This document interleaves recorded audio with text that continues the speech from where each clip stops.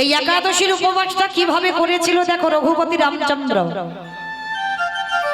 এই রামচন্দ্র বাবা একাদশীর আগের দিন একটা মাটির ঘর, স্বর্ণ নয়, রূপ নয়, তামা নয়, স্টিল নয়, মাটির ঘর একটা আম্রপত্র দিয়ে প্রতিষ্ঠিত করেছিল। আর তার উপরে একটা স্বর্ণ নারায়ণের মূর্তি প্রতিষ্ঠা করেছিল। আর ওই নারায়ণের মূর্তি প্রতিষ্ঠা করে সারা রাত জাগরণ করে রঘুপতি রামচন্দ্র করেছিল বাবা একাদশীর উপবাস। কেন? শুধু সীতামাকে উদ্ধার করবে বলে। লঙ্কাতে গিয়ে যাকে রাবণের সঙ্গে যুদ্ধ করে রামচন্দ্র জয়ী হতে পারে, তার জন্য ভগবানকে একাদশী করতে হলো। শুধু একাদশীর উপবাস করলো না, সারা রাত্র জাগরণ করে নারায়ণের আরাধনা করলো, নারায়ণের উপাসনা করলো। পরের দিন ওই ঘট গঙ্গায় ভাসিয়ে আর ওই যে স্বর্ণ মূর্তিটা তৈরি করেছিল নারায়ণের মূর্তি, ওই মূর্তিটা একজন ব্রাহ্মণকে দান করতে হয়েছে। ব্রাহ্মণকে দান করতে হলো। তারপরেই তো হনুমান ভল্লুকের দল এরা সাগরে একটা করে পাথর ফেলছে, পাথর ভাসছে। শুধু এরা যে কষ্ট করেছে তা নয়, আরো পশু পাখিরা কষ্ট করেছিল বাবা। দেখবেন একজনের পিঠে একটু হাত বিলানোর চিহ্ন আছে, দেখবেন। কে জানো? কাঠবিড়ালি। এই কাঠবিড়ালিও আমার সীতামাকে উদ্ধার করবার জন্য অনেক পরিশ্রম করেছিল। একটা ক্ষুদ্র প্রাণ, মানে কাঠবিড়ালি আমরা যারা দেখেছি কতটুকু প্রাণ বলে।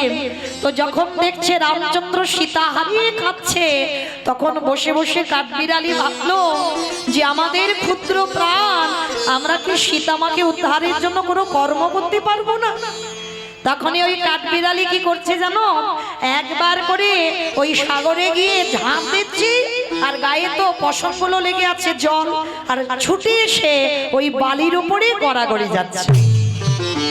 আর বালির উপরে গড়াগড়ি গিয়ে এইবার যেখানে হনুমান আর ভল্লুক একটা করে পাথর ফেলছে, সেইখানে কাঠবিড়ালি গিয়ে একবার করে গায়ে থেকে বালিগুলো ঝেড়ে ঝেড়ে দিচ্ছে।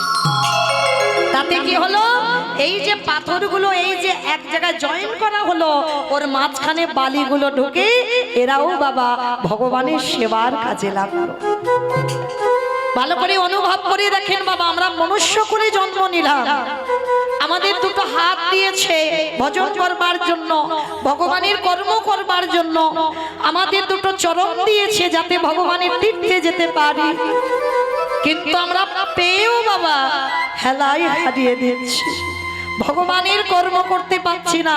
আর এদের ক্ষুদ্র প্রাণ, এরা ভগবানের জন্য পাগল কর্ম করবার জন্য। আর সেই রামচন্দ্র যখন সীতা হারিয়ে কেঁদেছিল বাবা, তা হঠাৎ আমার শিব আর দুর্গা আকাশপথে উড়ে উড়ে যাচ্ছে। যেতে যেতে জগৎজননী মা দুর্গা আমার বাবা ভোলানাথকে ডেকেছিল, প্রাণনাথ, প্রাণনাথ এদিকে এসো। তুমি ডাকছো প্রাণনাথ? ভালো করে দেখো, কে যেন এই জঙ্গলে কান্নার আওয়াজ, কে যেন বসে বসে কাঁদছে না।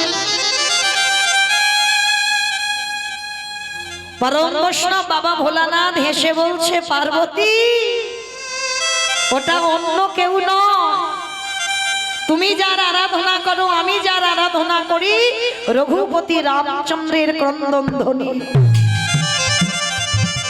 প্রভু কাঁদছে কেন তাহলে?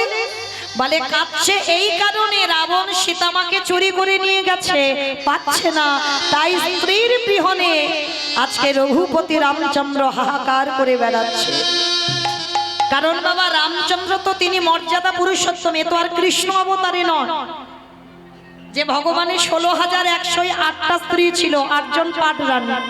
রামচন্দ্র কিন্তু এটা করতে পারবে না। রামচন্দ্র ওই একটাই ঘরণী ছিল, আমার সীতামা। সীতামাকে যখন চুরি করে নিয়ে গেল বাবা, যখন যজ্ঞ করেছিল, পাশে তো সহধর্মিনী রাখতে হয়, তবে যজ্ঞ পূর্ণ হয়। কিন্তু রাম যদি মনে করত দ্বিতীয়বার বিয়ে করতে পারত, কারণ তিনি তো রাজা, তিনি তো ভগবান, কিন্তু তার এমনই মর্যাদা ছিল, সীতা মাকে ছাড়া দ্বিতীয়বার বিবাহ করতে পারত। যার জন্য স্বর্ণ সীতা বানিয়ে বাবা যজ্ঞে বসেছিল, কিন্তু দ্বিতীয়বার বিয়ে করেনি আমার রামচন্দ্র। তাহলে কতটা ভালোবাসতো আমার সীতামাকে। তা সীতামাকে নিয়ে গেছে, পাগলের মতো রামচন্দ্র কাঁদছে।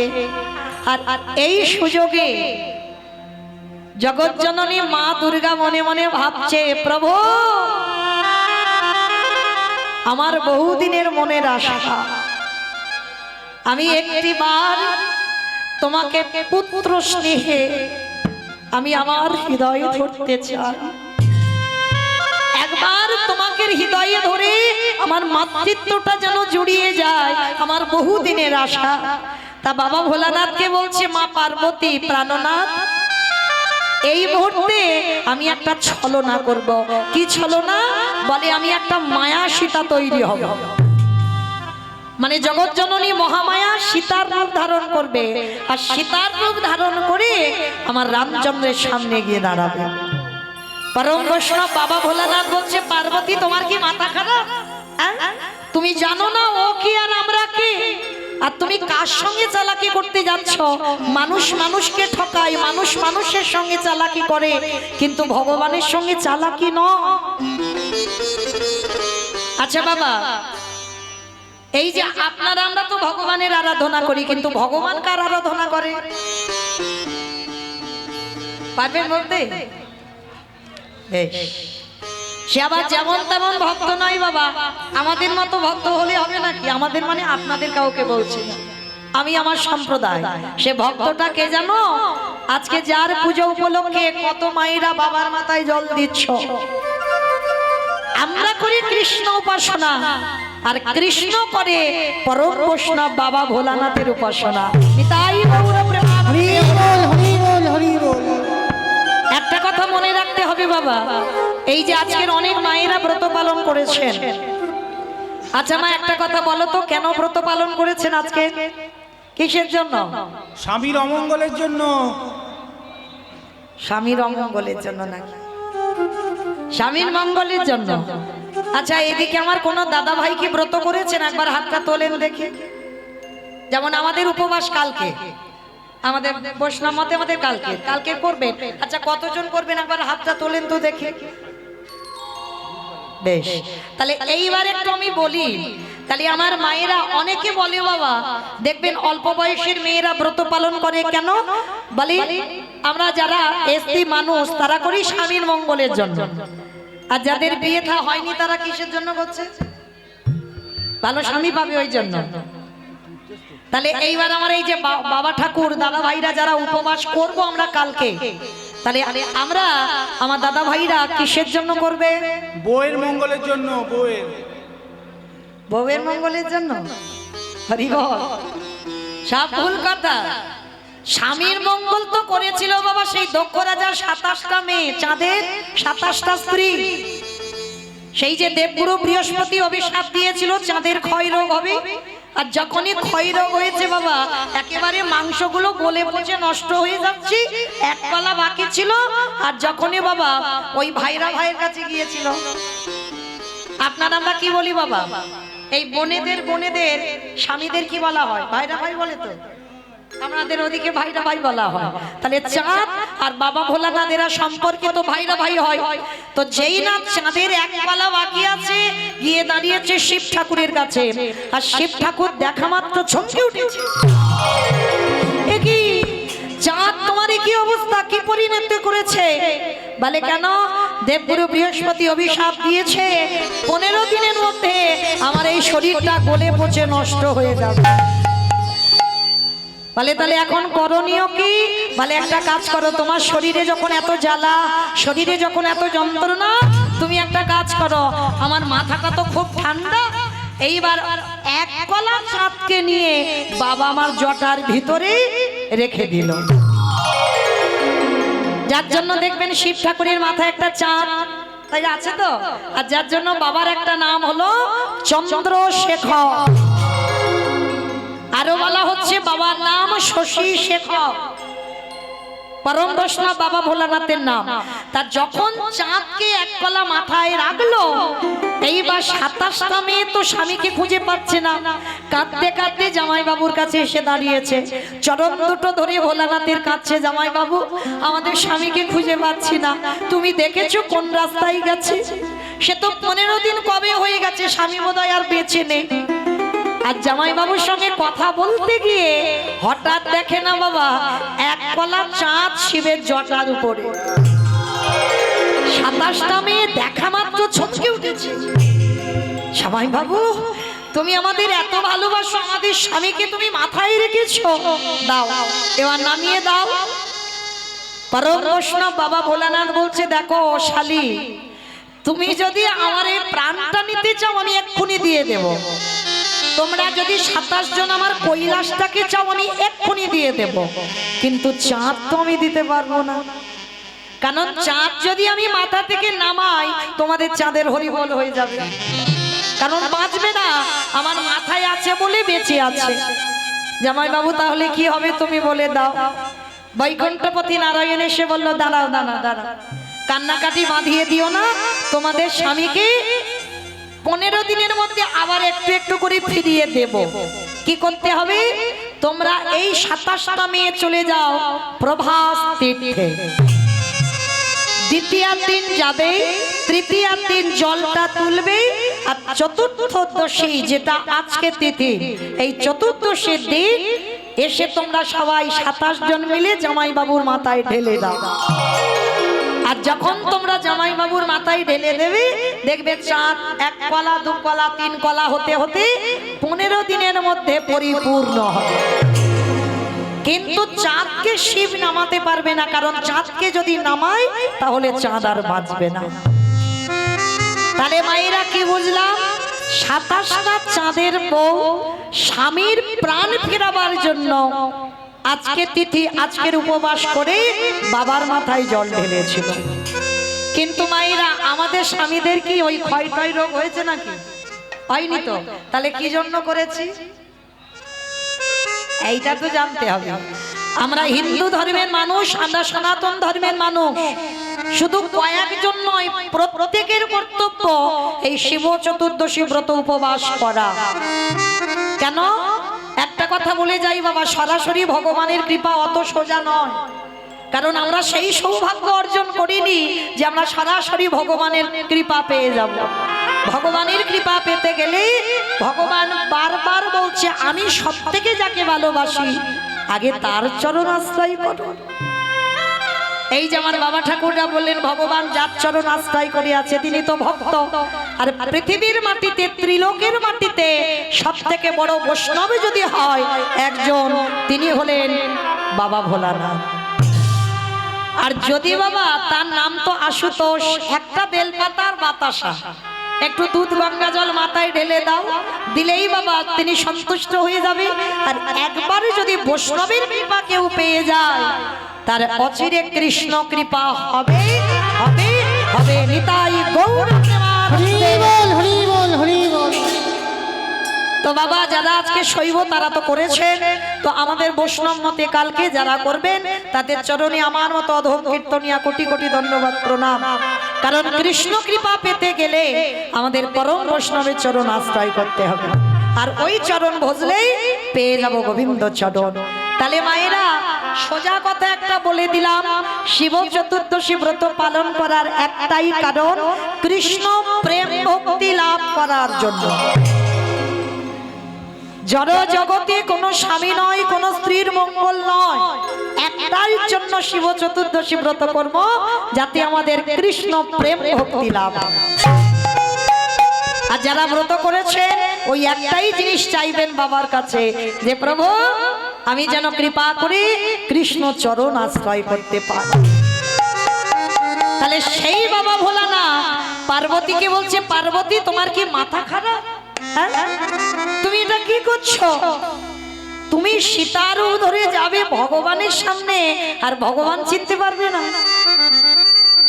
জগৎ জননী মা দুর্গা বলছে, অসম্ভব। আমি যদি একবার গিয়ে দাঁড়াই আমার রামচন্দ্র চিনতে পারবে না, আর আমি প্রভু মনে করি একবার রামচন্দ্রকে হৃদয় ধরব, আর তাতে কি হবে? আমার মাতৃত্বটা, আশাটা পূর্ণ হয়ে যাবে। কোন কুবাসনা কুকামনা নিয়ে নয় বাবা। বাবা ভোলানাথ বারণ করছে, কিন্তু মা জগৎ জননী শুনছে না। এইবার সীতারূপ ধারণ করে এইবার যেই না রামচন্দ্রের কাছে গিয়ে দাঁড়িয়েছে, রামচন্দ্র তো ক্রন্দন করছে সীতামার জন্য, আর যেই না ওই মা সীতার রূপ ধরেছে, পিছন থেকে রামচন্দ্র গিয়ে ডাক দিল, মা। ভগবানের সঙ্গে চালাকি হয়, যেই না মা বলে ডেকেছে সঙ্গে সঙ্গে চমকে উঠেছে মা। কে ডাকলো? তা মা তবু ছলনাময়ী ছলনা করছে, বলে আমি মা হব কেন, আমি তো সীতা, আমি তোমার সামনে এসেছি। ভগবান কেঁদে উঠল, মা আজকে তোমার কাছেও আমি হাসির পাত্র, তুমি ভুলে গেছো আমি কে আর তুমি কে। তুমি ভাবলে কি করে আমি তোমাকে চিনতে পারবো না? তুমি আমার মা, আমি তোমাকে মা বলে ডেকেছি, তুমি আমার সীতা মা নও। এইবার যেই না মা বুঝতে পেরেছে নিজ রূপটা ধারণ করেছে, মা তুমি এই রূপটা ধরলে কেন? হে দয়াময়, আমার বহুদিনের আশা, একবার পুত্র রূপে তোমার হৃদয়ে ধরো। এই জন্য আজকের আমি সীতা রূপ ধরে এলাম, যদি একবার তোমাকে হৃদয়ে ধরতে পারতাম আমার মাতৃত্বটা জুড়িয়ে যেত। তখনই আমার রামচন্দ্র বলেছিল, মা আমি কথা দিলাম তোমার পুত্র রূপে আমি যাব, এই দেখে নয় এ যুগে আগত কলি যুগে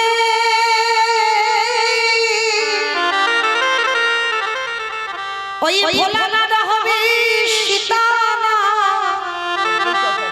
আরে মা সেই দিন তোমার নাম হবে সীতা, কলিযুগে ওই অদ্বৈত আচার্যের ঘরণী হবে, তোমার নাম হবে সীতা। আর ওই সীতা নাম অনুসারে পরম বৈষ্ণব ভোলানাথের কলিযুগে নাম হবে সীতা নাম। আমি এই আশীর্বাদ আমি করে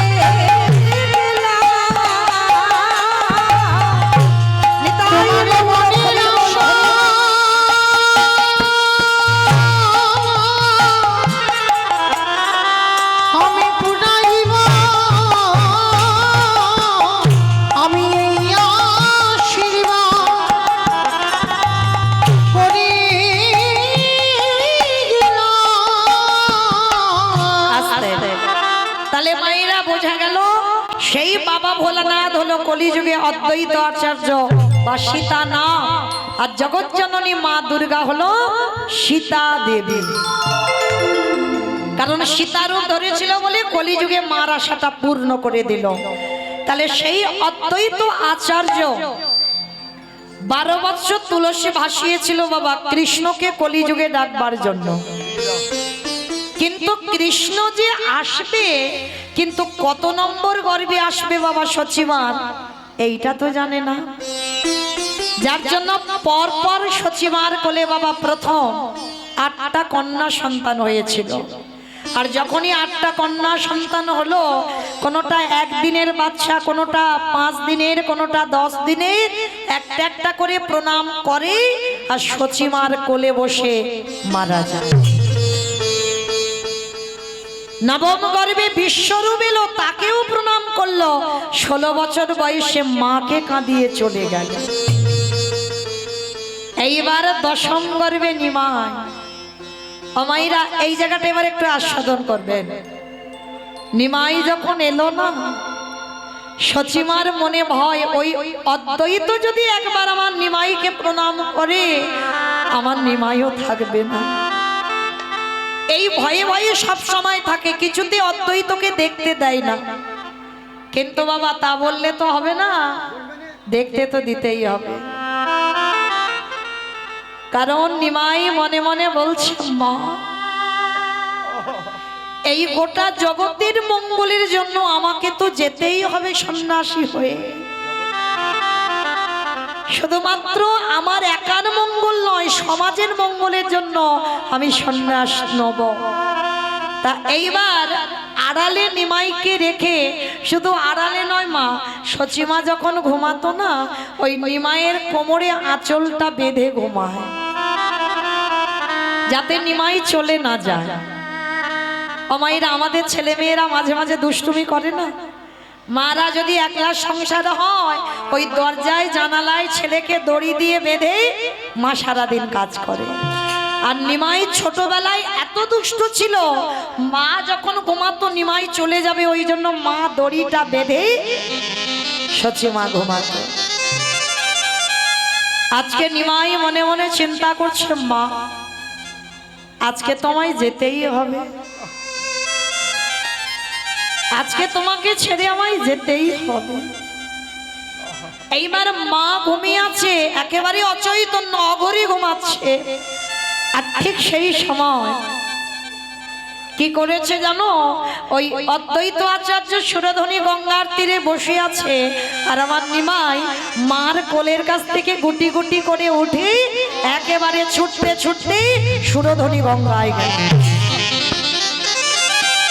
তখন আমার নিমাইয়ের বয়স ছিল বাবা মাত্র 5 বছর। আর 5 বছরের নিমাই সুরধনী গঙ্গার তীরে গিয়ে বাবা হরিনামের খেলা খেলছে। আর অদ্বৈত আচার্য দূর থেকে মনে মনে চিন্তা করছে, এই তো প্রভু, এবার আমি দেখব তোমাকে কে আটকে রাখতে পারে, তোমাকে কে ধরে রাখতে পারে। আজকের আমি যখন তোমায় একলা পেয়েছি, আমি তোমাকে প্রণাম করব করব করব। আর নিমাই যখন হরিনাম করছে, আর পরম বৈষ্ণব অদ্বৈত আচার্য পিছন থেকে গিয়ে একেবারে নিমাইয়ের চরণে মাথাটা দিয়ে ষষ্ঠাঙ্গে প্রণাম, চিৎকার করে বলে উঠল, নিমাই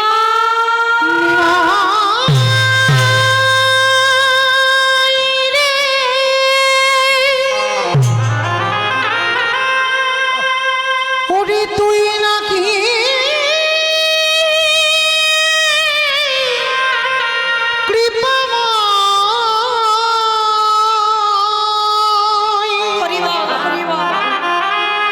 একেবারে কৃপা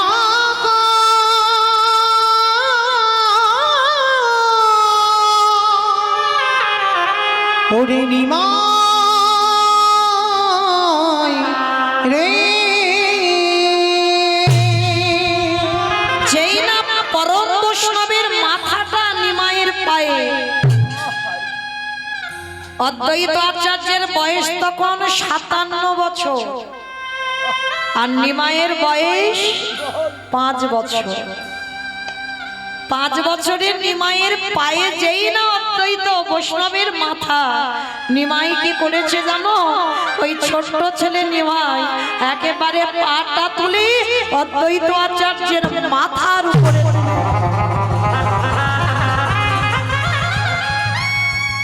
আর জানতে বাকি থাকে বাবাকে ভগবান। 8টা মেয়েকে প্রণাম করলো, মার কোলে বসে মরে গেল।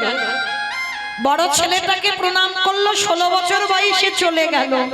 আর ছোট ছেলেটাকে প্রণাম করতে ওইটুকু বাচ্চা পাটা তুলে আমার মাথার উপরে তুলে দিল।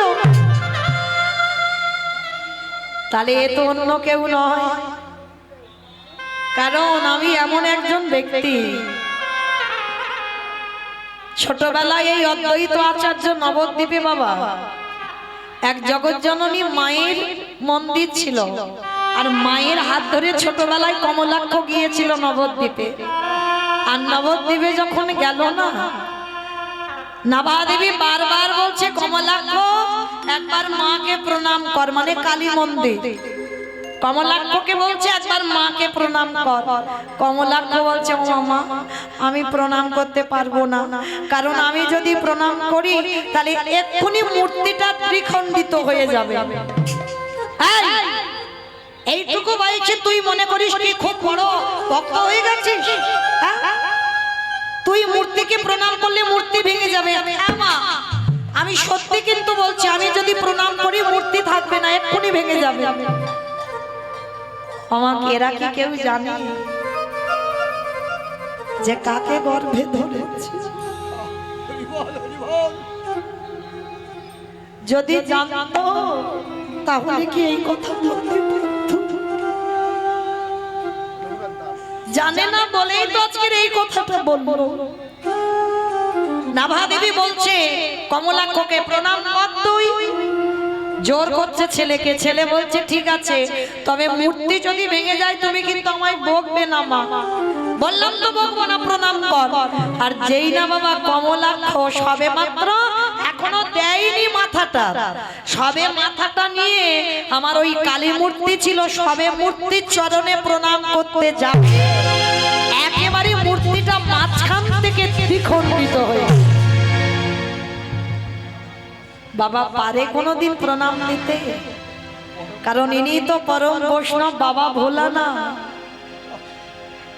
তাহলে কি করে পারবে তার পরম স্বামী প্রাণনাথের প্রণামটা নিতে? তাহলে কতটা শক্তি ছিল এই অদ্বৈত আচার্যের। পাথরের মূর্তি ভেঙে গেল, আর এই অদ্বৈতের প্রণামে সচিমার কোলে 8টা মেয়ে মরে গেল, বড় ছেলে চলে গেল,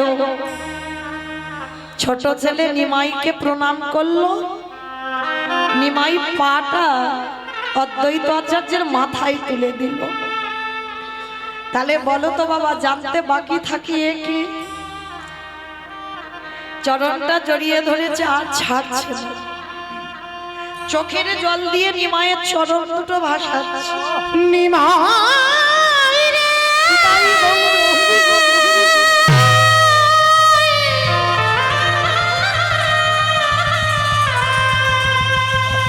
ওরে করুণা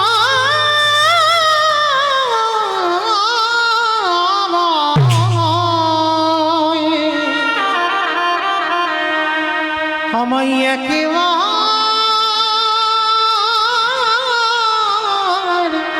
করুণা কর রে।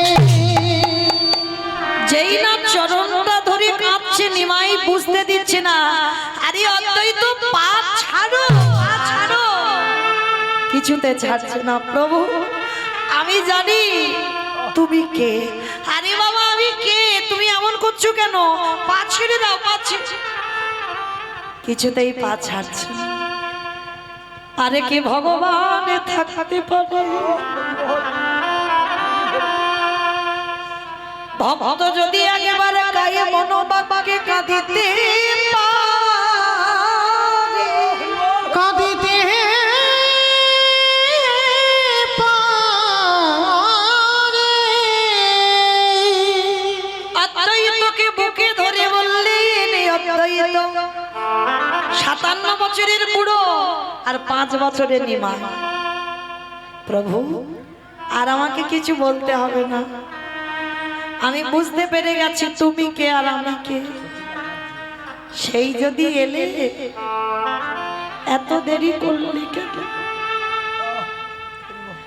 12টা বছর তুলসী চন্দন অগুরু দিয়ে তুলসী পত্র ভাসানো, সেই যদি এলে তো এত দেরি করলি কেন?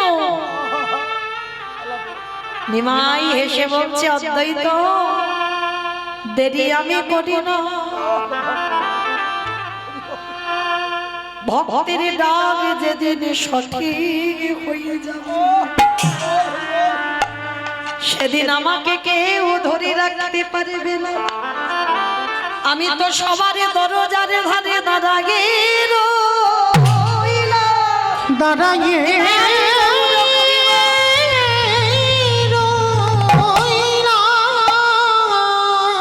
যদি আগে মার নয়ন জ্বলে, একেবারে নয়ন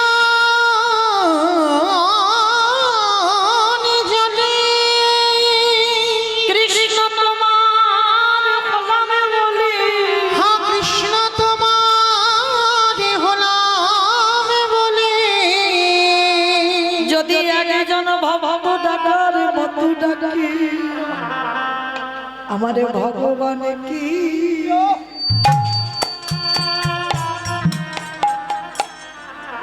বল রহিতে হে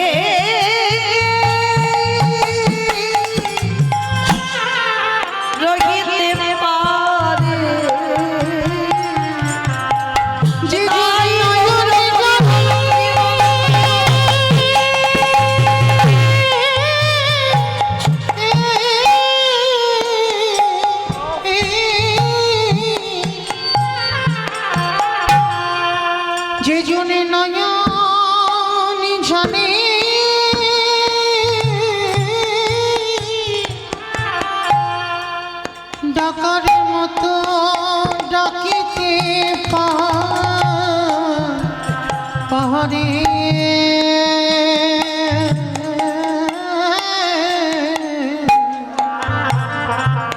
আমারে ভগবান